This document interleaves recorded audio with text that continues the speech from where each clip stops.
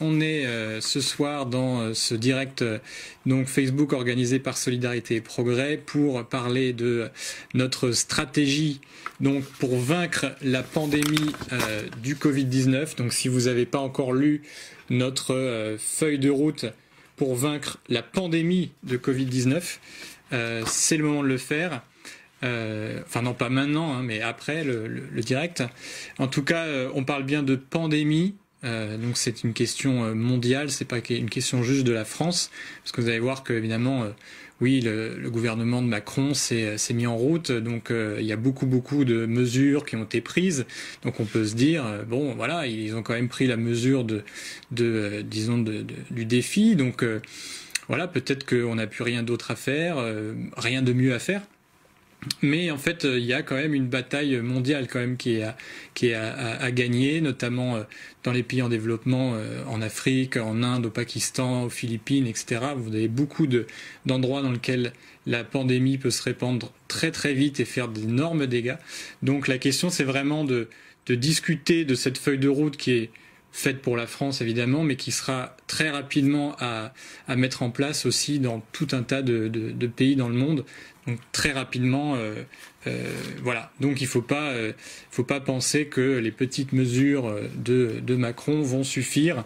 Voilà, déjà elles sont pas suffisantes, elles sont même largement insuffisantes, mais en plus, elles vont pas forcément être adaptées au reste, enfin disons à la suite de cette pandémie.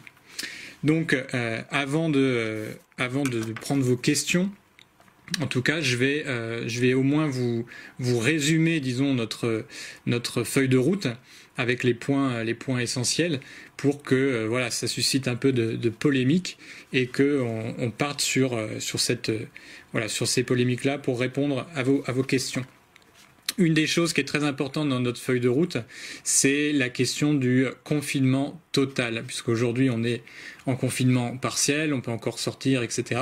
Mais si on veut vraiment accélérer, disons, stopper vraiment net la progression de ce virus, il faut un confinement total. Donc ça veut dire qu'il n'y a que les activités absolument vitales pour la société qui doivent être gardées. Alors pourquoi ? C'est surtout parce que comme ça on peut arrêter le confinement le plus rapidement possible. Pour l'instant, si on fait un confinement partiel, ce ne sera pas, disons, un confinement qui va rester encore très longtemps. Donc l'idée c'est de raccourcir ce temps-là. Donc un confinement total avec arrêt donc des activités non vitales, arrêt des transports en commun, donc arrêter les déplacements, pas partir en vacances comme beaucoup de gens font encore, et que ce soit donc à ce confinement avec un ravitaillement qui est organisé et coordonné en tout cas par l'armée avec le ravitaillement des populations par les collectivités territoriales, donc les maires, les régions, les départements, la grande distribution avec tout le réseau de livraison qui est déjà bien en marche aujourd'hui, et les restaurants d'entreprise qui ont aussi une expérience en la matière. Donc ce confinement total, il est pas facile à mettre en place, ou du moins à accepter, mais c'est la seule façon de pouvoir ensuite mettre en place, à arrêter vraiment la propagation de ce virus, et ensuite mettre en place les deuxièmes choses qui sont le dépistage massif et le début en fait des traitements. D'accord ? Donc parce qu'il va falloir à un moment aussi dépister très vite tous ceux qui sont porteurs du virus pour pouvoir les traiter. Donc ça c'est la deuxième chose, c'est le dépistage de masse. Ça veut dire qu'il faut déjà dépister massivement tous les personnels soignants, tous ceux qui sont en fait en première ligne ou en deuxième ligne même d'ailleurs, qui sont directement en contact. C'est aussi les livreurs, c'est les caissières, c'est les agents des pompes funèbres, les éboueurs, etc. Donc c'est il faut vraiment penser à toute la logistique qu'il y a derrière. Donc ça doit être un dépistage massif d'abord de ceux qui sont en contact avec d'autres gens, pour ensuite passer au dépistage de la population, pour pouvoir ensuite isoler les personnes qui sont déjà malades, évidemment, pour pouvoir les détecter plus rapidement, parce qu'aujourd'hui on les détecte que quand ils sont en détresse respiratoire, ce qui n'est pas forcément la meilleure des situations. Et ensuite, il faut aussi détecter ceux qui sont positifs, mais qui sont juste contaminants. Voilà, qui sont pas encore malades. Et ça, c'est très important. Et après, il faudra les mettre, disons, à l'écart, dans un isolement adapté, en hôtel ou dans des gymnases, dans des centres de congrès. Bon, il y a tout un tas de solutions qui peuvent être amenées.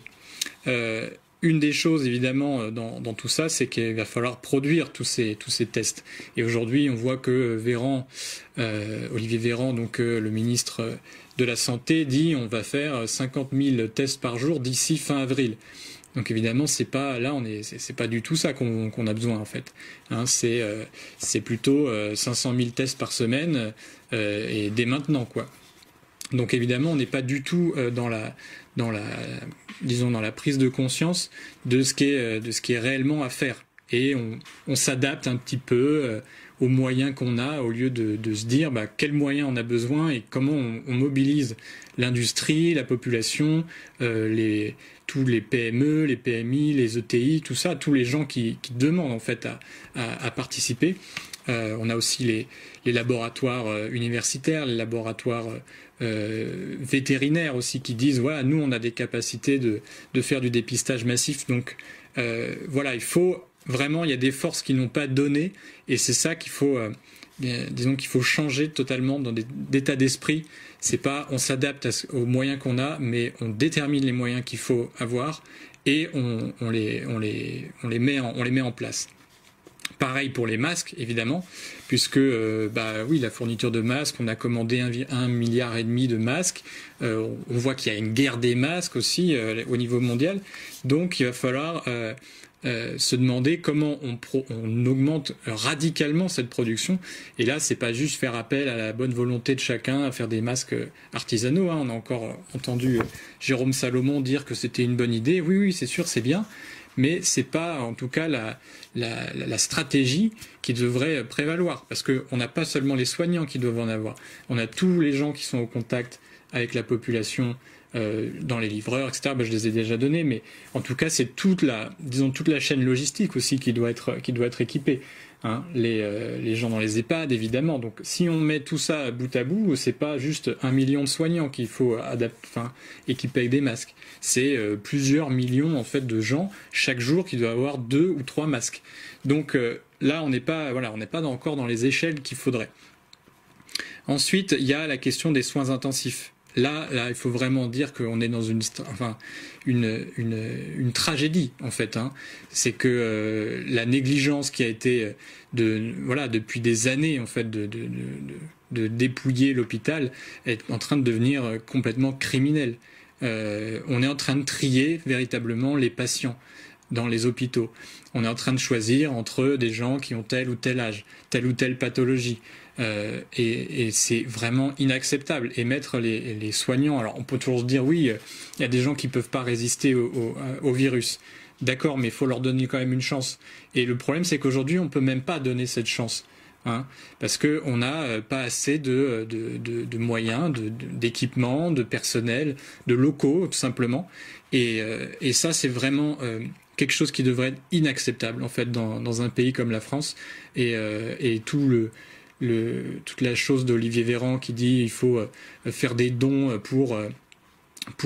faites des dons pour acheter des masques, etc. C'est vraiment une honte et il y a tout un mouvement justement qui se fait chez les soignants pour dire mais c'est n'importe quoi, quelle honte en fait en France au XXIe siècle de faire un appel aux dons pour des moyens dans l'hôpital. Enfin bref, donc ça doit être complètement en fait quelque chose qu'on ne doit plus jamais voir ça en fait.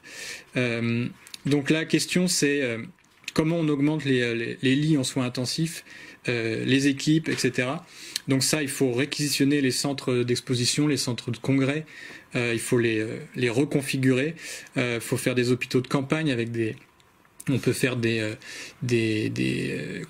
installations modulaires. On a Algeco qui peut faire ça, etc. Donc, par exemple, même les Chinois à Wuhan, hein, ils ont fait des hôpitaux de campagne avec plusieurs milliers de lits, avec des choses comme ça. Donc, c'est pas forcément quelque chose qui est hors du commun. Et voilà. Et ensuite, avec les équipements, les respirateurs. Donc, on a vu, voilà, il y a un consortium industriel qui s'est mis en place. C'est très bien. Mais encore une fois, on a demandé combien ils avaient de capacité. Ils ont dit on a tant. Et on s'est dit, bah voilà, on n'a plus que ça. Mais en fait, non, il y a plein de gens. Il y a des makers. C'est tous les gens qui ont des imprimantes 3D, qui sont capables de faire des respirateurs avec peu de moyens, etc. Dans certains cas, ça peut sauver des vies. Donc, il faut vraiment, il y a des forces qui n'ont pas donné. Et le but de l'État, ça doit être de mobiliser ces forces et qu'il y ait une instance disons centralisatrice où tous ces entrepreneurs, ces entreprises peuvent se référer là et qu'il y ait des décisions rapides qui soient prises. Aujourd'hui, c'est pas le cas et c'est horrible.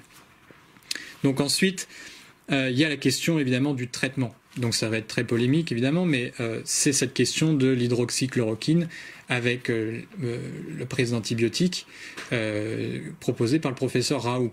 Donc c'est quelque chose qui aujourd'hui est, on va dire, on ne sait pas fondamentalement si c'est mieux qu'un placebo encore aujourd'hui. Il y a des études, on ne sait pas. On dit que c'est efficace sur 80% des malades, mais le problème c'est que c'est aussi la même proportion de gens qui guérissent par eux-mêmes. Donc, avant de se dire que ça marche forcément, il va falloir encore des études. Mais le problème, c'est que, en fait, on a à peu près que ça qui a l'air de donner des bons résultats. Donc, là où il a raison, le professeur Raoult, c'est qu'il faut tester des choses. Quand on voit que ça marche un petit peu, on met ça en place. On est en guerre, donc on n'est pas en train de faire des procédures, des protocoles, etc. Là, on sait qu'il y a quelque chose qui peut fonctionner, on le met en place en attendant les essais cliniques un peu plus béton, un peu plus rigoureux, etc. Donc, il y a le professeur Chabrière qui disait, voilà, si on a une bouée qui flotte à peu près, il faut l'envoyer et puis pendant ce temps-là on met les canaux à la mer, mais dis donc le temps que les canaux soient là, il faut bien une bouée en fait. Donc voilà, c'est ça l'hydroxychloroquine, c'est pas un remède miracle encore, mais ce que disait le docteur Chabrière, c'est que ça fait quand même moins de morts au final.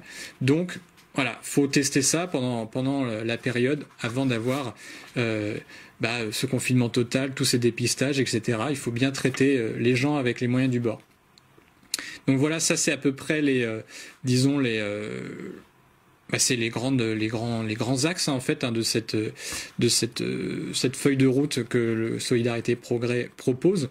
Et évidemment, la première question à laquelle j'avais envie de répondre, qui a été posée en tout cas à tous nos militants depuis quelques semaines, c'est finalement, est-ce que c'est pas trop tard de faire cette mobilisation, et est-ce que finalement Macron et son gouvernement ne font pas déjà tout ce qu'ils peuvent, d'accord? Est-ce que c'est pas finalement là tout ce qu'on a, c'est finalement peut-être tous les moyens qu'on pourrait avoir. Donc la réponse est que non, il est déjà pas trop tard parce qu'on n'est pas encore au pic en fait de cette épidémie. En France en tout cas, et donc on peut encore mettre en place tous ces moyens. Ce n'est pas trop tard. Après, ça suppose une mobilisation citoyenne, conséquente, parce que il y a beaucoup encore d'inertie dans le système actuel, et malgré qu'on ait déclaré la guerre, on n'a pas l'air d'y être vraiment. Donc ça va devoir être à vous les citoyens, à nous de mettre la pression, une saine pression certes, mais une pression quand même assez forte sur ce gouvernement pour qu'il prenne ces mesures radicales. Et la question c'est, est-ce qu'ils ont déjà fait tout ce qu'ils pouvaient? Non. Il y a clairement énormément de gens qui ont proposé leur aide un peu partout dans le pays, qui se sont fait débouter, on leur dit tout est on est en train d'étudier la question, on vous tiendra au courant, etc. Ça fait 3 semaines qu'ils attendent d'être mis au courant, mais ils ont toujours pas été mis sur le front. Donc on a plein de gens qui sont prêts à aller se battre et ils sont pas appelés au combat, et ça c'est vraiment le drame. Et la troisième chose, c'est que même si si c'était soi-disant trop tard, bah, la question c'est quand même de préparer, disons, une stratégie par rapport au reste du monde, à l'Afrique, comme je disais, à l'Asie en grande partie, à l'Amérique du Sud, où il va y avoir des cas assez graves et peut-être des proportions catastrophiques. Donc si on a mis en place une solution qui est bien calée, où on a vraiment des résultats, on pourra aller auprès de ces pays-là et leur dire, voilà, au moins on sert à quelque chose, on a quelque chose à vous apporter qui donne des résultats. Donc ça, c'est comme ça qu'il faut penser, c'est pas disons, avec juste son petit pays, c'est qu'il y a un moment, il faut aussi penser à ce qui va venir après. Et surtout, parce que si on ne fait pas ça, le virus risque de revenir en automne et on n'est même pas sûr d'avoir encore le vaccin à ce moment-là. Donc voilà, il y a beaucoup d'inconnus et donc il faut pas se laisser déborder par ça. Donc je vais pas en dire beaucoup plus pour le moment parce que j'attendais un petit peu vos questions, donc vous pouvez quand même les poser dans le chat. Voilà, vous pouvez poser vos questions. Moi, j'en ai quelques-unes en fait en stock qui ont été posées sur notre site. Et donc, en attendant vos questions à vous, moi, je vais répondre par exemple à une question donc de Willy qui me dit, donc j'ai lu votre feuille de route. Pensez-vous vraiment qu'un confinement total soit utile? D'autres pistes serait plus efficace, le dépistage systématique, l'isolement des malades, la prise de médicaments simples comme la vitamine C. Et il me semble que la maladie du Covid-19 est relativement bénigne par rapport à d'autres maladies comme les migraines, donc le cancer qui fait 150 000 morts par an, le tabac, 60 000 morts, l'alcool, 30 000. Et donc le problème, c'est juste que voilà, il y a des gens, c'est les personnes âgées qui sont les plus vulnérables, et donc voilà, c'est peut-être pas si dramatique. Alors, qu'est-ce que j'ai à répondre à ça, et qu'est-ce que notre feuille de route dit à propos de ça? Bon, très simplement, le confinement total, c'est pas la solution. C'est juste une partie, en fait, du dispositif qui permet ensuite de pouvoir faire déjà un dépistage des gens qui sont sur le terrain, et ensuite de commencer de pouvoir arrêter, disons, la propagation, et de pouvoir ensuite passer chez les gens, faire même des tests drive, vous savez, où on passe en voiture, on peut se faire dépister directement dans sa voiture, et que ça, c'est on va dire disons, c'est ce qui permet à un moment d'organiser le reste, c'est-à-dire le dépistage, le traitement, etc., etc. Donc ça, faut pas opposer en fait le confinement avec surtout. Voilà, la question c'est qu'on est dans un confinement parce que on n'a tellement pas anticipé en fait cette crise. On n'a tellement pas en fait mis les moyens il y a des années pour que l'hôpital ait des lits en plus. Voilà, au cas où qu'on ait un stock de masques, etc., etc. On n'a pas eu la bonne stratégie qui était la stratégie coréenne ou même chinoise à Wuhan, c'est-à-dire l'idée de pouvoir dépister très vite tout le monde, de pouvoir isoler que les gens qui sont, disons, contaminés, etc., etc. Ça, c'est ce qu'il aurait fallu faire au début. Mais on ne l'a pas fait, donc maintenant il y a un confinement, et il est absolument nécessaire, on ne peut pas mettre fin au confinement avant de faire tout le dépistage et puis les traitements. Voilà, on peut pas, c'est comme ça. On est dans cette situation-là. Et je sais qu'il y a aussi beaucoup de gens qui se plaignent parce que ça va contre leur liberté individuelle, etc. Mais bon, voilà, si faire mourir d'autres gens à cause du fait qu'on propage le virus, ça met un terme aussi à leur liberté de circuler. Voilà, donc il faut aussi savoir être responsable et se dire que c'est pas une question individuelle, c'est une question collective. Et ça, en Asie, on a apparemment beaucoup plus de conception du collectif que en Europe, où l'individualisme est assez prononcé maintenant. Donc voilà, il faut revenir un peu à des conceptions collectives de base, on va dire, pasteuriennes, Voilà. Mais encore une fois, le confinement n'est pas l'alpha et l'oméga de la solution. C'est une partie du dispositif. Quant au fait que le Covid serait relativement bénin, que par rapport à d'autres maladies, il fait moins de morts, on est quand même parti pour plus de 10 000 morts. Donc déjà, on sera plus haut que la grippe saisonnière, qui est à 7 200 morts actuellement. Et bon, c'est à peu près le bilan, on va dire, définitif, sachant que on ne sait pas exactement, c'est une évaluation à chaque fois, puisqu'on ne sait pas exactement qui meurt vraiment de la grippe. On se base sur une surmortalité par rapport à une moyenne, etc. Bref. Mais ce que ça veut dire, c'est que de toute façon, ce Covid-19 sera plus mortel que la grippe saisonnière. Et surtout, il s'ajoute à la grippe saisonnière. Donc c'est-à-dire que c'est pas juste il est plus que l'autre, ou je sais pas quoi, c'est qu'il y a en plus, ça se rajoute. Donc ça fera 7200 plus 10 000 et peut-être même plus. Donc voilà, si à un moment on aime vraiment les gens, toute mort en fait qui peut être évitée, il faut le faire. Hein, c'est pas de savoir qui tue le plus. C'est pas parce que les cancers ils tuent plus que le Covid, alors on s'en fout, finalement, c'est que 10 000, c'est pas grave. Non, chaque vie est importante. Et justement, la question de la santé, de l'économie en général, c'est de faire des choses pour les êtres humains. C'est pas de faire des choses pour le Dieu marché.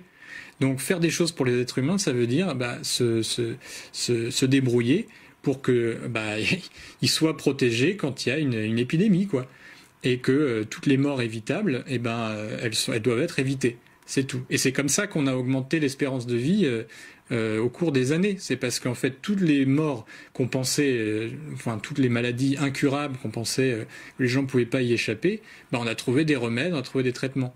Aujourd'hui, c'est pareil. On peut trouver des traitements, des remèdes, des stratégies pour pouvoir sauver les gens et faire qu'ils vivent plus longtemps. Donc c'est une question de base en économie. On n'est pas en train de faire des comparatifs morbides entre des maladies, quoi. Alors par contre, je dois dire que ceux qui sont en confinement et qui commencent à refumer du tabac et reboire de l'alcool en masse, c'est pas une bonne stratégie parce que la mortalité elle est aussi élevée quand on fume et quand on boit de l'alcool. Donc voilà. J'ai une question donc sur la question de pourquoi on parle pas des ambulanciers. En fait, on va en parler. C'est inclus en fait dans tous les personnels soignants. J'ai un peu fait disons un package. La question, oui, les ambulanciers, les aides-soignants, voilà, les gens qui sont vraiment en première ligne et qui déplacent des patients, qui sont en contact avec des gens contaminés, voilà, ou qui peuvent être eux-mêmes contaminants sans le savoir. Donc tous ces gens-là doivent être équipés et doivent, disons, être respectés en tant que travailleurs, disons, de la santé, qui prennent des risques tous les jours, et il faut vraiment les remercier. C'est pas juste à 20h tous les soirs qu'il faut les applaudir, c'est aussi tout le reste de l'année, quand ils font des manifs, qu'il faut aller les soutenir. Voilà, il faut vraiment pas qu'on en reste juste à dire voilà, c'est bien les gars, bon courage, on est avec vous. Voilà, c'est toute l'année que ça se passe. J'avais une question. Alors,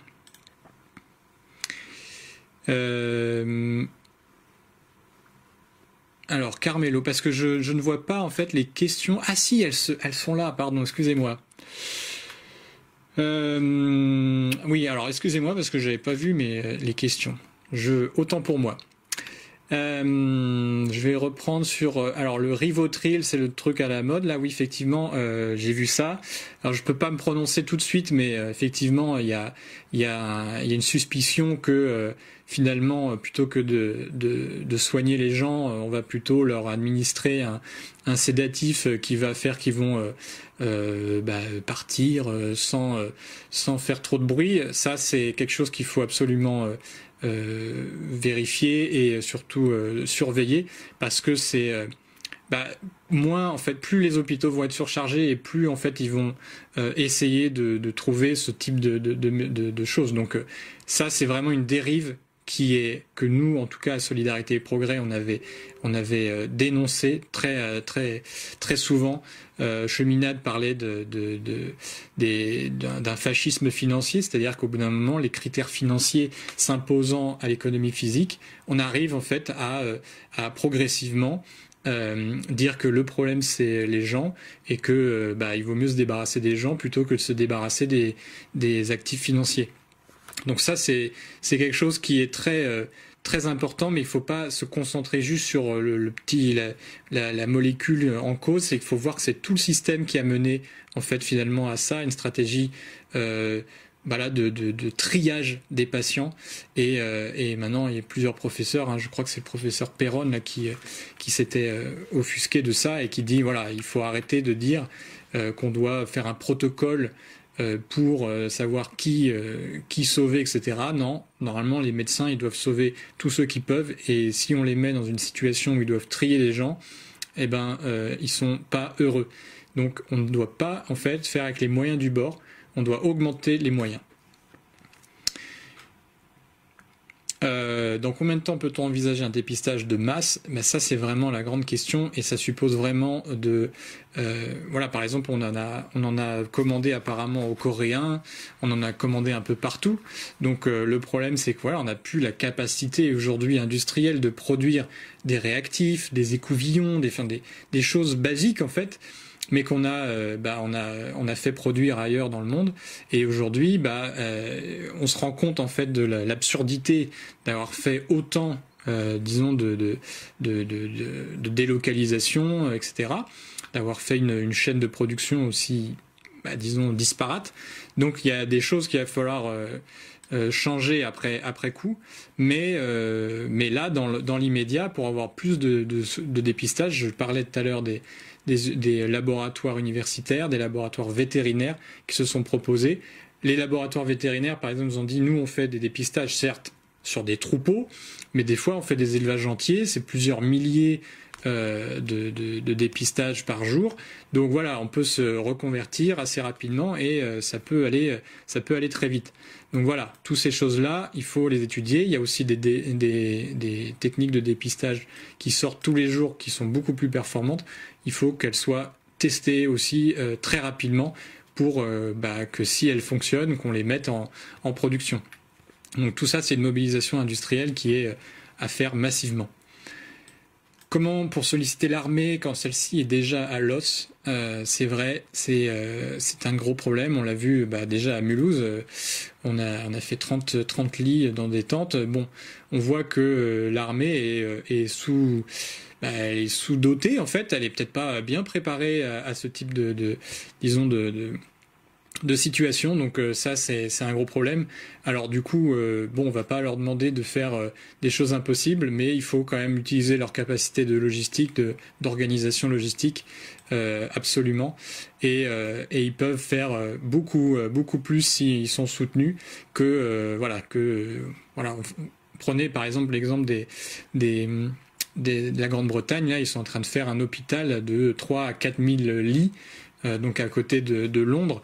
Berlin avait déjà fait un lit à 1000 lits. Donc voilà, il y a quand même des choses à faire qui sont possibles grâce aussi à l'intervention de l'armée qu'on ne pourrait pas faire en temps normal.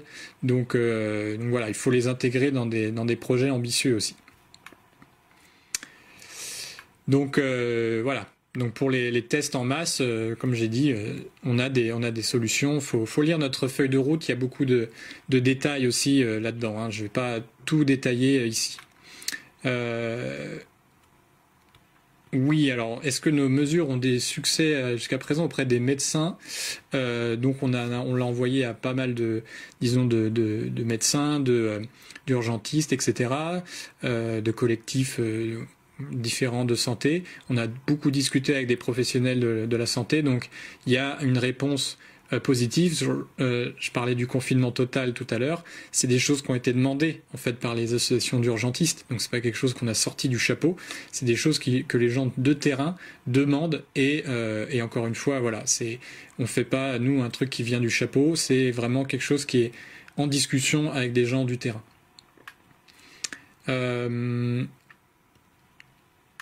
Alors, donc là on reparle, voilà. Cette réquisition, c'est qui peut la décider? Bah, c'est l'État, hein.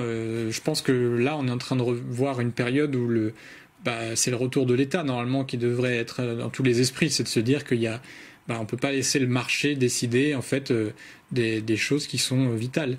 Et je pense qu'il y a énormément de remise en question qui va devoir se faire dans les prochains mois sur la place de l'État et de qu'est-ce que c'est qu'une souveraineté réelle du peuple. Mais ça, je pense qu'on va en parler après. Donc là, il y a Carmelo qui nous dit qu'il va lancer dès demain un appel pour fabriquer des masques. Voilà, donc il y a des gens sur le terrain qui se mobilisent comme Carmelo, donc à Sète, dans le sud de la France, et qui mobilisent des gens vraiment sur le terrain pour d'une certaine manière pallier à la déficience de l'État actuel, mais qui peuvent aussi inspirer, disons, des élus locaux qui peuvent faire remonter ces exigences-là un peu partout. Donc si vous avez des idées, faut pas juste faire ça dans votre coin, il faut vraiment inspirer ça au niveau politique, aller voir les élus locaux, qu'ils fassent remonter ça et qu'il y ait une pression qui soit mise par le bas sur les politiques du haut, sur le gouvernement. Donc voilà, pour qu'elle ait un impact, cette feuille de route, évidemment, il ne faut pas qu'elle reste sur Internet ou qu'elle reste sur un papier. Il faut que ce soit incarné par des gens, donc c'est à vous de vous l'approprier, de la lire et ensuite d'aller la diffuser. Nous, on l'a diffusée à tous les sénateurs, les députés, tous les gens qui sont le conseil scientifique, évidemment. Donc on a eu des retours très positifs, notamment 2 qui nous ont dit voilà, c'est très bien, ça nous donne des idées, etc. On va vraiment en prendre compte. Voilà, donc il faut pas hésiter, en fait. Là, on est dans une période où en fait, on doit pas juste être sur Internet confiné à regarder des trucs bizarres un peu partout. Il faut aussi se dire que on a une responsabilité en tant que citoyen de faire bouger en fait notre gouvernement et de l'inspirer sur des choses, de lui faire avoir un sursaut sur des choses importantes. Alors, question de Sébastien. Alors, sur l'hydroxychloroquine, on est en guerre, mais étant donné l'absence de tests, comment savoir si dans quelques mois ou années, les malades du Covid n'auront pas de maladies liées à l'hydroxychloroquine qu'ils ont prise? Donc, si on a des maladies, des handicaps, ça va être ingérable. C'est, en tout cas, la question, c'est que l'IHU de Marseille, c'est quand même pas une équipe de bras cassés, hein. C'est quand même les spécialistes, des spécialistes mondiaux des maladies infectieuses. Donc, quand ils proposent un diagnostic, un traitement, pardon, ils le proposent pas, la jambe en l'air. Il y a eu au départ, on se demandait si c'était vraiment efficace, etc., etc. Donc oui, évidemment, on peut toujours se demander si les protocoles montraient réellement l'efficacité. Mais maintenant, en fait, normalement, cette hydroxychloroquine, elle n'a pas tant de dégâts, en tout cas pour le moment.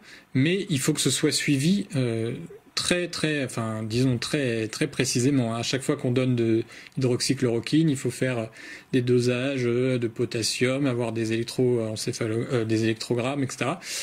Cardiogrammes, pardon. Bref, il y a plein de procédures. Donc on peut pas juste en donner comme ça, comme si c'était un médicament miracle. Donc voilà, il faut surveiller et il faut faire confiance aux médecins qui prennent leurs responsabilités sur le terrain. C'est à l'État maintenant de prendre ses responsabilités, et notamment de ne pas dire on va donner de l'hydroxychloroquine quand les malades sont graves, parce qu'on sait que de toute façon ça n'a aucun effet. Donc il faut le faire avant et voilà, et suivre les patients, ça c'est très très important parce que on ne peut pas se permettre non plus que ça ait plus d'effets négatifs que d'effets positifs. Donc l'Italie vient d'obliger la population au port du masque. D'accord. En France, non, on n'a pas obligé les gens puisqu'on leur a dit que c'était inutile. Donc parce qu'il n'y en avait pas assez. Donc Moi, je pense que ça serait bien, mais disons, si on a un confinement total, on a aussi moins besoin de masques, hein, a priori. On en aura juste pour ceux qui sont vraiment encore dehors, qui sont, disons, au travail.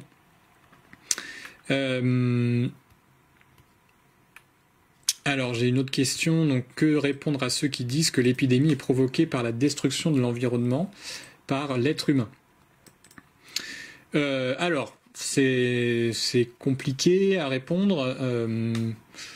Bon, les hypothèses comme quoi la déforestation aurait amené des maladies chez les animaux, qui les auraient ensuite retransmis à l'homme, etc.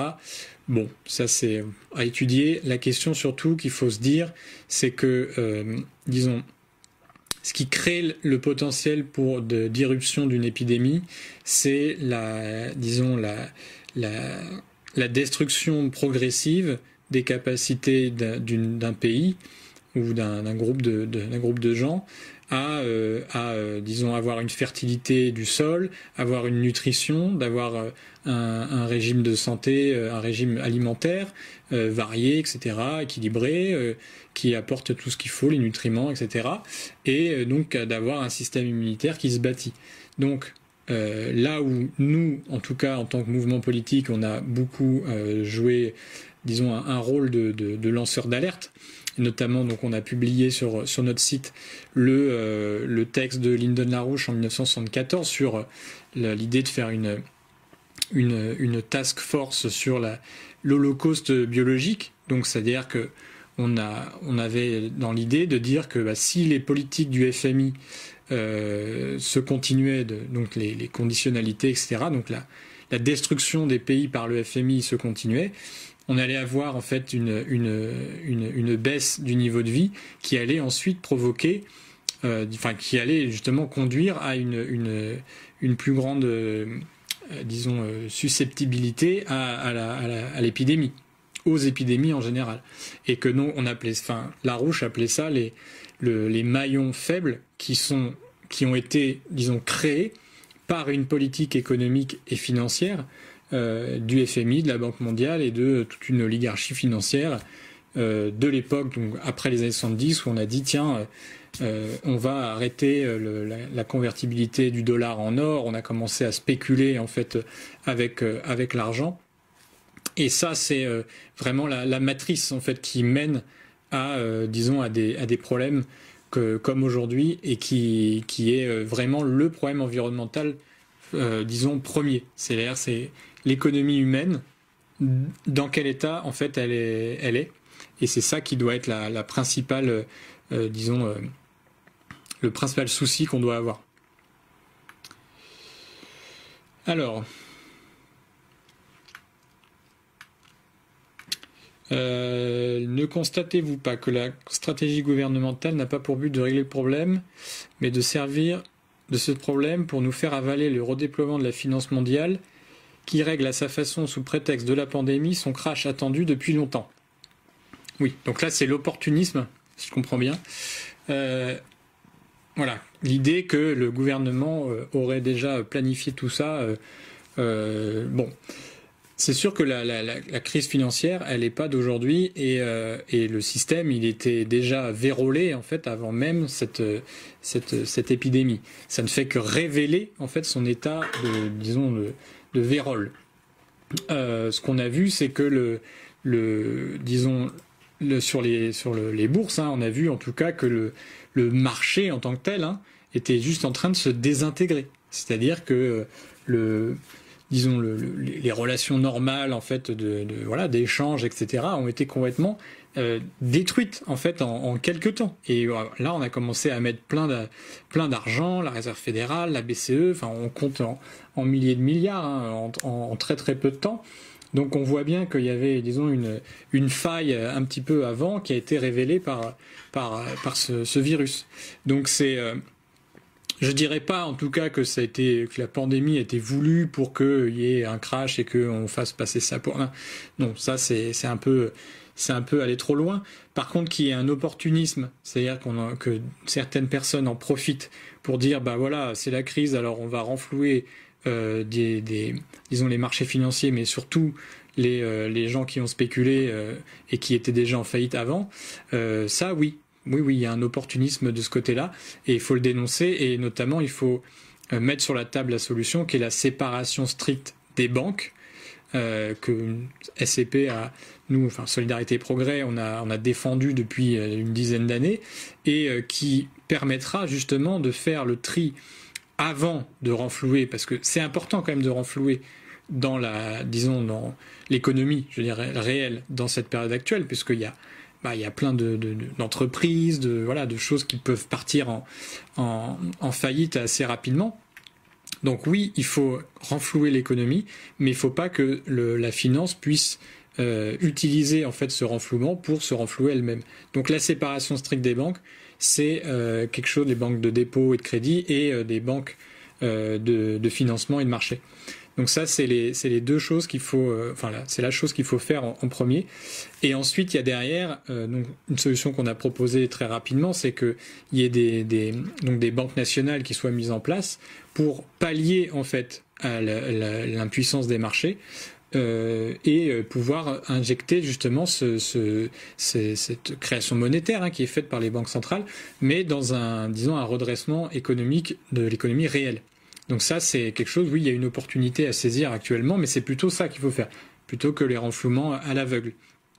Et je rajouterais que sur la question notamment qui commence à arriver de la crise alimentaire, parce que ça désorganise beaucoup de choses en fait quand les marchés sont dans n'importe quel sens. Donc même le fait qu'on puisse se ravitailler en nourriture est aujourd'hui, mis à mal. Donc il va falloir aussi, stopper à un moment les marchés, les fermer les bourses, fermer les marchés financiers pendant une période indéterminée, mais en tout cas il va falloir les marchés, les fermer et c'est ce qu'on a fait d'ailleurs, on a fait un appel là-dessus, donc vous pouvez le retrouver sur notre site et dire les États prennent le dessus et on fait ce qu'on appelle des accords de troc, c'est-à-dire que on est hors marché et on commence à dire voilà, moi j'ai besoin de tant de tonnes de blé, toi tu as besoin de tant de pétrole, on fait des échanges en fait hors marché pour pouvoir réguler, on va dire les choses vitales pour que tout le monde ait accès en fait à des choses vitales. Donc ça, c'est des choses qui peuvent se faire.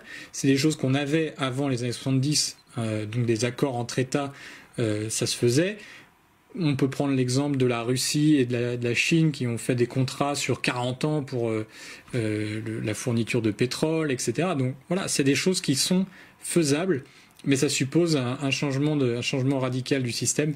Et donc voilà, faut pas voir des conspirations, faut juste dire que c'est aussi pour nous une occasion de conspirer pour changer le système. Tac.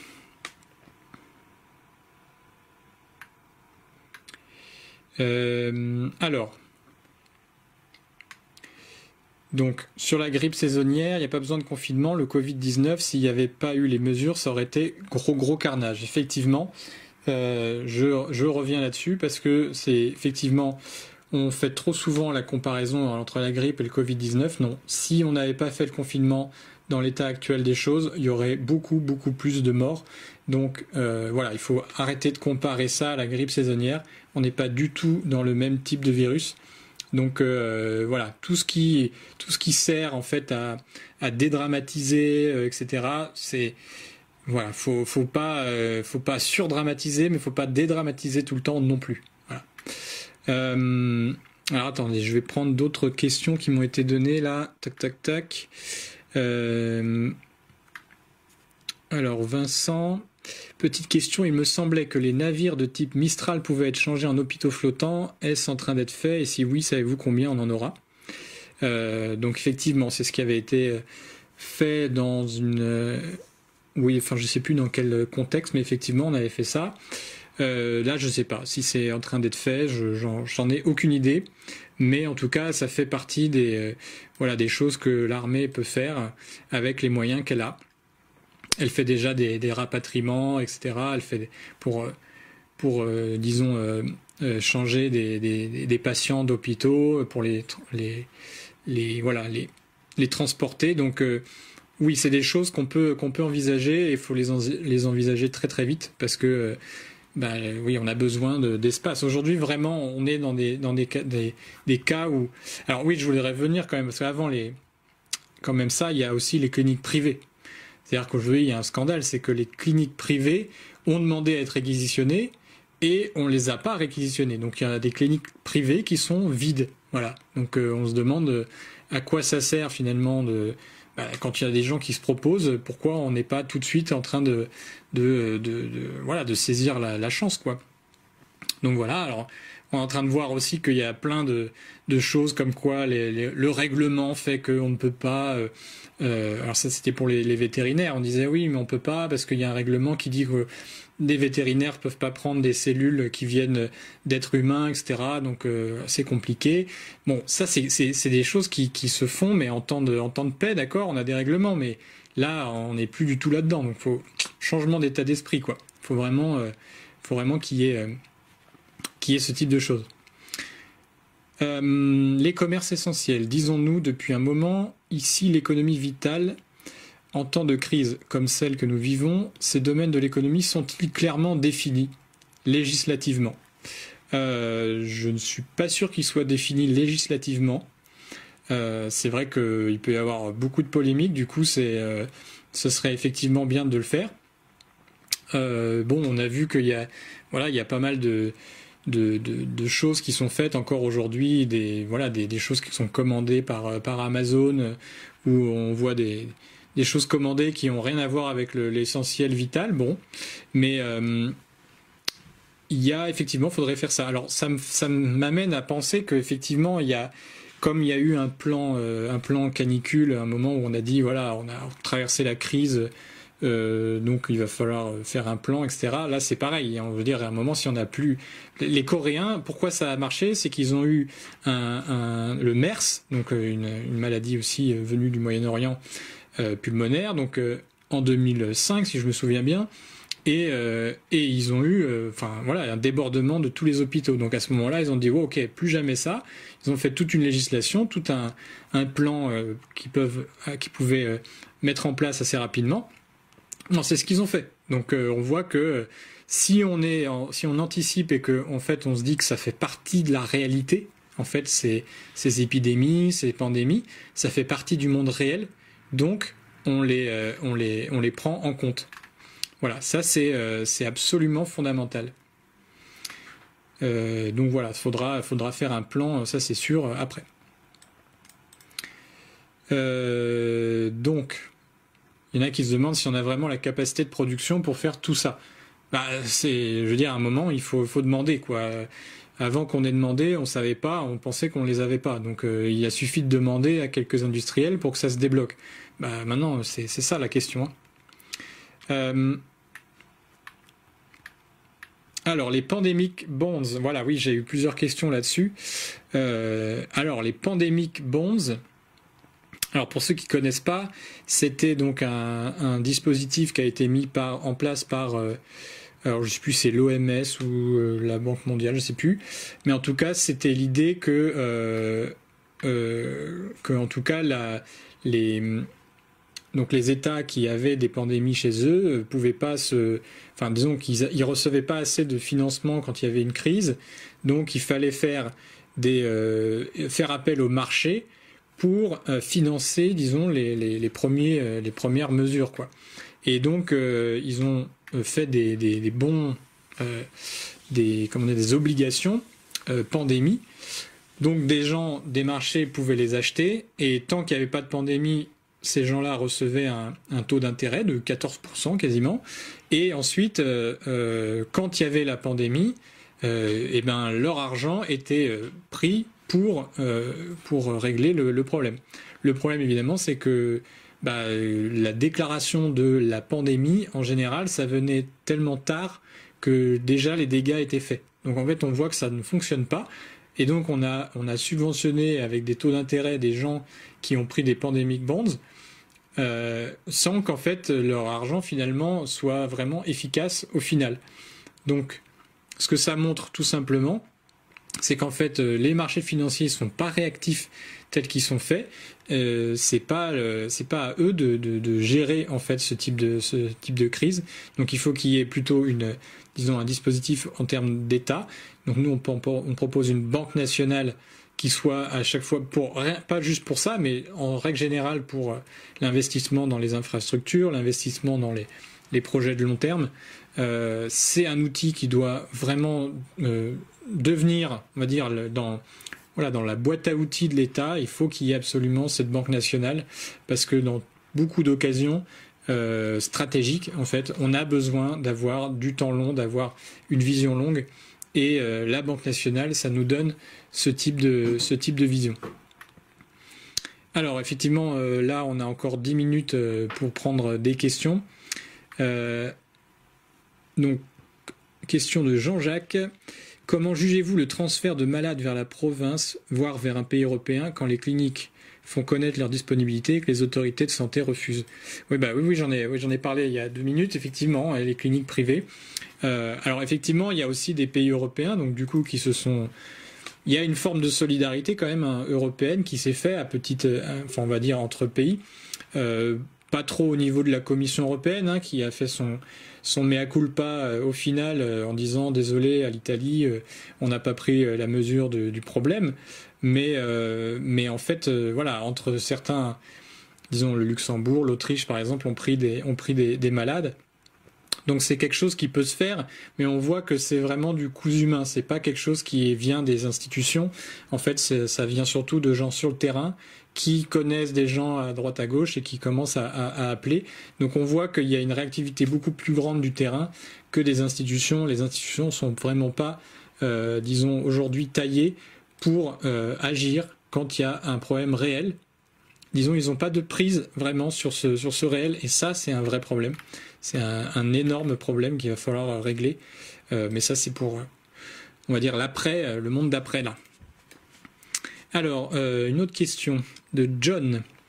Le hedge funds américain Bridgewater a misé plus d'$1 milliard sur la chute des marchés entre novembre 2019 et mars 2020. Certains initiés n'étaient-ils pas au courant de la crise qui est en train de se passer? Si, je pense qu'il y a des gens qui, en fait, savaient que, disons, une pichenette pouvait faire s'écrouler le château de cartes. Nous-mêmes, on l'a dit, donc des gens qui sont abonnés à notre journal ou à notre site pourraient très bien utiliser nos informations pour spéculer. Ça, c'était un secret de polichinelle. J'ai envie de dire que le système était au bord de la faillite. Maintenant qu'il y a des gens qui saisissent l'opportunité et se disent « Ah, c'est ce pichenette-là qui va réussir », il y en a toujours des petits malins qui tirent leur épingle du jeu. Mais ces gens-là, il faut voir qu'en tout cas, c'est pas là qu'il faut regarder. Il faut regarder vraiment dans tout le système. Je reviens sur cette question des années 70, avec la fin donc, des accords de Bretton Woods et la disparition donc de la parité entre l'or et le dollar, donc de la convertibilité de l'or en dollars, parce que c'est le début de ce qu'on a appelé ensuite les produits financiers dérivés, c'est-à-dire qu'on a décidé de déléguer au marché l'idée de stabiliser la finance, de stabiliser les échanges et de stabiliser le crédit à long terme, donc avec des systèmes d'assurance du crédit, etc., etc. Donc ça, j'ai fait une vidéo, c'est l'épisode numéro 2, sur la question de ces produits dérivés. Et donc, vous avez plus de son. Ah. Et donc, oui, les produits financiers dérivés, donc qui sont des assurances sur le crédit, les assurances sur les taux d'intérêt, des assurances sur les taux de change. Ça a été créé dans les années 70, 80, 90. Et c'est ça qui a gangréné tout le système. Aujourd'hui, la Réserve fédérale, la BCE, ils renflouent pas forcément l'économie réelle, ils renflouent surtout les produits dérivés qui sont derrière l'économie réelle. Donc tout ce qui va, assurer les crédits aux entreprises, etc. Donc là, on est face à une folie, qui est que on a fait croire que les marchés pouvaient stabiliser, on va dire, le système avec ces produits. Et en fait, aujourd'hui, on se rend compte que ça n'a fait que accentuer en fait l'instabilité du système. Et quand on a des crises comme ça, on a un effondrement total en fait de ce système. Donc c'est le retour des États, le retour de la coopération entre États qui doit vraiment être le pivot en tout cas dans cette crise. Il faut prendre cette opportunité pour dire voilà, on a une crise mondiale, on doit mettre des gens disons de différents pays autour de la table et qui coopèrent entre eux. On a vu des avions russes atterrir aux États-Unis, on a vu des Chinois balancer du matériel partout. Nous, on en avait déjà envoyé. Enfin, vous voyez, on a quand même, disons, quelque chose qui est en train de se passer qui fait bouger les lignes. Des gens prennent conscience de la fragilité un petit peu de cette économie, de ce qui fait vivre les gens. Donc là, on a une opportunité pour amener cette question de la coopération internationale, d'avoir la Chine, les États-Unis, la Russie, l'Inde, et puis pourquoi pas la France qui pousse tout ça, qui pousse tous ces gens-là pour se rencontrer. On a une opportunité qui est absolument sans précédent, hein, avec un système qui s'effondre d'un côté et disons un changement de paradigme qui peut se faire de l'autre. Donc c'est une opportunité à saisir.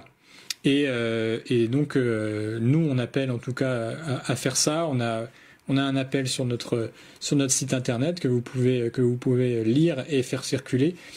Et on fait très rapidement, enfin très bientôt, donc une conférence internationale aussi sur le sujet. Donc voilà, c'est des choses auxquelles vous pouvez participer. C'est pas, disons, c'est pas juste réservé à une élite. En fait, c'est réservé à tous les gens qui sont de bonne volonté et qui ont une passion pour une passion communicative pour l'humanité, pour les êtres humains, et qui veulent pas laisser en fait ce triage des gens se faire devant leurs yeux. Je pense que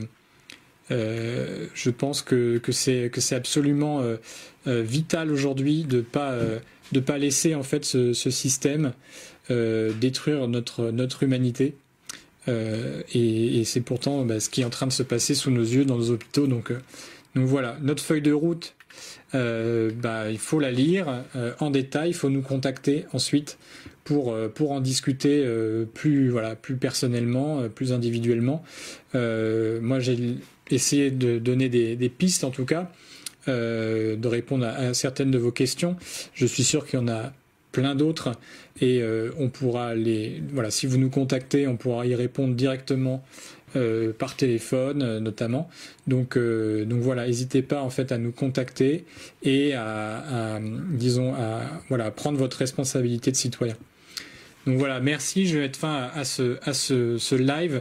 Merci à toutes les personnes qui ont participé, qui ont posé leurs questions et on se retrouve rapidement au téléphone pour tous les gens qui nous contacteront. Je pense qu'il y a urgence vraiment à faire bouger ce pays. On a beaucoup de gens qui sont très solidaires, qui sont très volontaires, mais cette solidarité pourrait très vite être gâchée s'il n'y avait pas une mobilisation au niveau de l'État. Donc il faut vraiment agir à tous les niveaux. Et au niveau de l'État, mettre la pression sur cet État, c'est très important. Donc faites-le avec nous. Et voilà, merci beaucoup à tous. Et restez chez vous, évidemment. Et prenez soin de vous et de vos proches. À plus.